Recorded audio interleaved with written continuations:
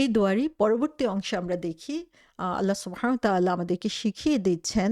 সেখানে বলছেন যে, "ওয়া তুইজ্জু মান তাশাউ ওয়া তুযিল্লু মান তাশা বিয়াদিকাল খাইর।" যে তুমি ইচ্ছা করলে মানুষকে ইজ্জত দিতে পারো, তুমি ইচ্ছা করলে মানুষকে লাঞ্ছিত করতে পারো। যাকে খুশি তুমি ইজ্জা দান করো, তাকে খুশি তুমি হচ্ছে লাঞ্ছনা দান করো। সো এখানে তুইজ্জু, ইজ্জা শব্দটা এসেছে এবং ইজ্জা শব্দটার অর্থ আমরা জানি যে সম্মান দেওয়া। তারপরে হচ্ছে আ আম কোনো অথরিটিকে তার যে রেসপেক্ট প্রাপ্য রয়েছে সেটা দেওয়া, এবং তুজিল্লা শব্দটার অর্থ যেটা হচ্ছে কাউকে হচ্ছে লাঞ্ছিত করা, ছোট করা, অন্যদের সামনে হেয় করা, এটা হচ্ছে তুজিল্লা শব্দের অর্থ। সো যখন হচ্ছে মানুষ ওভার পাওয়ার্ড হয়ে যাচ্ছে এবং যখন সে ক্ষমতার গর্বে গর্বিত হয়ে পড়ে, তখন আল্লাহ সুবহানাহু ওয়া তাআলাই তাকে আবার জিল্লা দান করেন, তাকে নিচের স্তরে নামিয়ে দিয়ে যান। তাহলে এখানে আমরা দেখতে পাচ্ছি যে আল্লাহ সুবহানাহু ওয়া তাআলা আমাদেরকে চোখে আঙ্গুল দিয়ে দেখিয়ে দিচ্ছেন যে ক্ষমতা যেমন তিনি দিতে পারেন, ক্ষমতা তিনি নিয়ে নিতে পারেন। সম্মান যেমন তিনি দিতে পারেন, তেমনি সম্মানকে তিনি ছিনিয়েও নিতে পারেন। সো আমরা যেই পরিস্থিতিতে রয়েছি, যেই পজিশনে রয়েছি, সেই পজিশনে সন্তুষ্ট থেকে আল্লাহ সুবহানাহু ওয়া তাআলার এই ক্ষমতার কথা চিন্তা করব, যেন আমাদের নিজেদের মধ্যে বিন্দু পরিমাণ গর্ব, অহংকার আ আশ্রয় নিতে না পারে। কারণ যখনই এটা চলে আসবে, তখনই আমাদের স্মরণ করতে হবে যে যাকে ইচ্ছা আল্লাহ হেয় করতে পারেন। সো আল্লাহ যদি হেয় করেন, তাহলে কেউ নাই তাকে সম্মান দেওয়ার জন্য।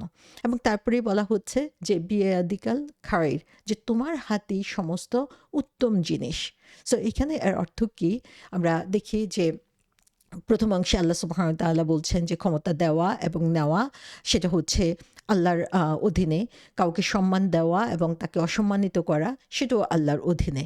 সো এখানে আমরা দেখি, যদি আল্লাহ সুবহানাহু ওয়া তাআলা আমাদেরকে বলতেন যে খায়রের সাথে যে শব্দটা, শব্দের অর্থ হচ্ছে ইভিল বা খারাপ কিছু। কিন্তু এখানে আল্লাহ সুবহানাহু ওয়া তাআলা শুধু খায়র শব্দটা ব্যবহার করেছেন।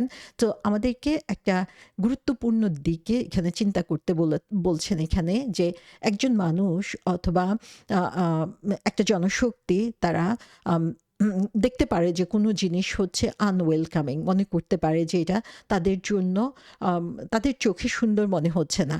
সো কিন্তু ওয়াইডার অ্যাঙ্গেল থেকে যদি হোল কমিউনিটির জন্য চিন্তা করা হয়, সো তখন আমরা দেখি যে সেই জিনিসটাই তার জন্য উত্তম হয়ে গিয়েছে। সো আল্লাহ সুবহানাহু ওয়া তাআলা বলছেন যে তার হাতেই হচ্ছে সমস্ত ভালো কিছু। সো যেটাকে আমরা খারাপ মনে করি, সে জিনিসটাও হচ্ছে পার্শিয়ালি আসলে আল্লাহ সুবহানাহু ওয়া তাআলা দুনিয়াতে আমাদেরকে দিতে পারেন, যাতে আমরা ভালোটাকে উপলব্ধি করতে পারি। সো ইন ওয়ান সেন্স আল্লাহ সুবহানাহু ওয়া তাআলা ভালোকে চিনার জন্য, ভালো পথে যাবার জন্য আমাদের জন্য কিছু কষ্ট বা কিছু বিড়ম্বনার আ এখানে দুনিয়াতে রেখে দেন, যার কারণে আমরা হচ্ছে আল্লাহর কথা ভুলে না যাই।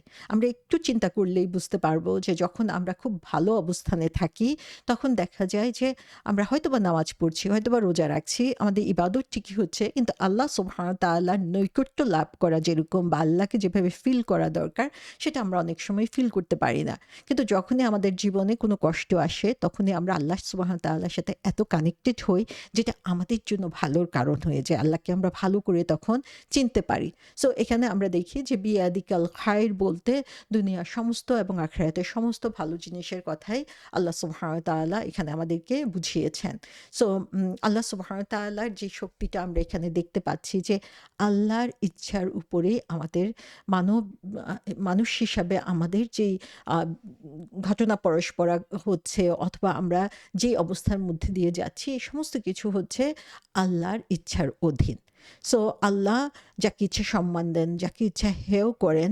সো আমাদেরকে হচ্ছে প্রতিটা পরিস্থিতিতে, প্রতিটা পরিবেশে হাম্বল থাকা, বিনয়ী হওয়া শিখতে হবে। আমরা যদি সূরা আল ফুরকানে দেখি যে আল্লাহর পছন্দনীয় বান্দাদের, আর রহমানের পছন্দনীয় বান্দা কারা, তার মধ্যে বিনয় হচ্ছে অত্যন্ত গুরুত্বপূর্ণ একটা জিনিস।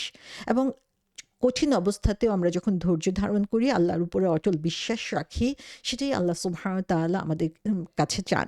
তো আল্লাহ এখানে আমাদেরকে বলে দিচ্ছেন যে তিনিই হচ্ছেন আল্টিমেট সোর্স অফ গুড বিয়াদিকাল খায়ের, যে তার কাছেই হচ্ছে সমস্ত উত্তম জিনিস। তাহলে একজন বিশ্বাসী হিসাবে আমাদেরকে কি করতে হবে? আমাদের যা কিছু চাওয়া, যা কিছু পাওয়া, সমস্ত কিছু হচ্ছে আল্লাহর কাছে চাইতে হবে। সো তাওয়াক্কুল, যে আল্লাহর উপরে গভীর যে বিশ্বাস এবং আস্থা, সেটা আমাদের চলে আসবে যখন আমি এটা বুঝি যে আল্লাহ আমাকে যা দিয়েছেন এর সমস্ত কিছুই আমার ভালোর জন্য দিয়েছেন। এজন্যই বলা হয় যে রাসূল সাল্লাল্লাহু আলাইহি ওয়াসাল্লাম বলেছেন যে ইমানদারের সমস্ত জিনিসই হচ্ছে আশ্চর্যজনক।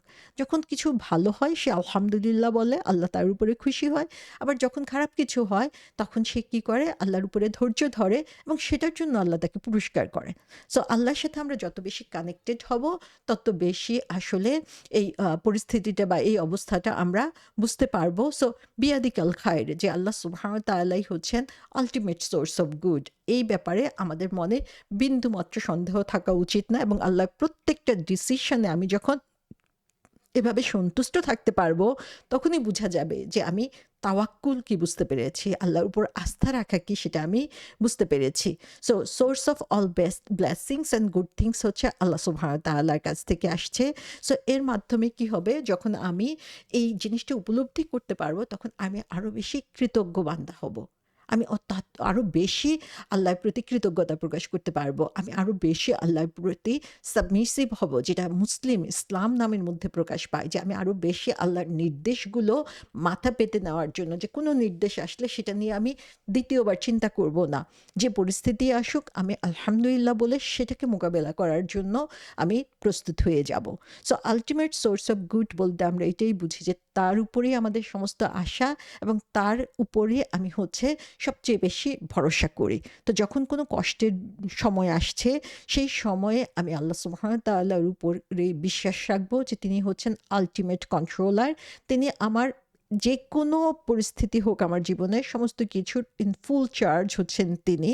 সো এই জিনিসটা যখন আমি প্রতিনিয়ত মনে রাখতে পারবো তত বেশি আমার মধ্য থেকে হতাশা দূর হয়ে যাবে। তারপরে আমরা দেখি যে শেষের অংশে বলা হয়েছে ইন্নাকা আলা কুল্লি শাইইন কাদির, যে তিনি হচ্ছেন সমস্ত আ আ কিছুর মালিক, যে তার ক্ষমতার বাইরে কোনো কিছু নাই। যখন আমরা এই জিনিসটা বুঝতে পারবো যে তিনি সমস্ত কিছুর মালিক, তখন এটাই আমাদেরকে স্পিরিচুয়াল যে শক্তি, আত্মিক যে শক্তি সেটা আমাদেরকে দান করবেন আল্লাহ সুবহানাহু ওয়া তাআলা। সো আমরা এটা বিশ্বাস করি একজন ঈমানদার হিসাবে যে আমাদের সিচুয়েশন যেকোনো সময় পরিবর্তিত হতে পারে আল্লাহ যদি চান। সো আল্লাহ সুবহানাহু ওয়া তাআলা তিনি হচ্ছেন সমস্ত কিছুর উপরে ক্ষমতাবান।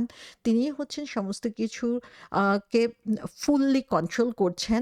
যখন এই চিন্তাটা আসবে আমাদের মধ্যে তখন আমরা আ অন্তর থেকে তার উপরেই ভরসা করতে পারবো। সো এই আয়াতের মধ্যে আমরা দেখি যে আল্লাহ সুবহানাহু ওয়া তাআলা আমাদেরকে যত নেয়ামত দিয়েছেন সেই নেয়ামতগুলো নিয়ে আমাদেরকে চিন্তা করতে শিখায়, এবং যত আমরা এগুলো নিয়ে চিন্তা করব এবং আল্লাহ সুবহানাহু ওয়া তাআলা ক্ষমতাকে উপলব্ধি করতে পারবো তত আমাদের অন্তরের যে শক্তি, আমাদের আত্মা আরো বেশি শক্তিশালী হবে এবং আমরা আল্লাহ সুবহানাহু ওয়া তাআলার সন্তুষ্টির জন্য আরো বেশি এগিয়ে যেতে পারবো। সো এই একটা আয়াতের মধ্যে আমরা দেখি যে আল্লাহ সুবহানাহু ওয়া তাআলা আমাদেরকে শিখিয়ে দিচ্ছেন যে কিভাবে তার কাছে আমাদেরকে দোয়া করতে হবে।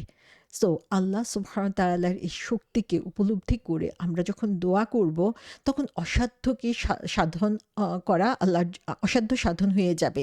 যেমন আমরা দেখি যে রাসূল সাল্লাল্লাহু আলাইহি ওয়াসাল্লাম যখন পাথর পেটে বেঁধে গর্ত খনন করছেন শত্রুর হাত থেকে বাঁচার জন্য, সেই সময় তিনি তার সাহাবাদেরকে যে আশ্বাস দিয়েছেন, যে আশার আলো দেখিয়েছেন, সেটা হচ্ছে যে তখনকার সময়ের সবচেয়ে বড় পরাশক্তি যারা ছিল তারা মুসলমানদের আন্ডারে চলে আসবে।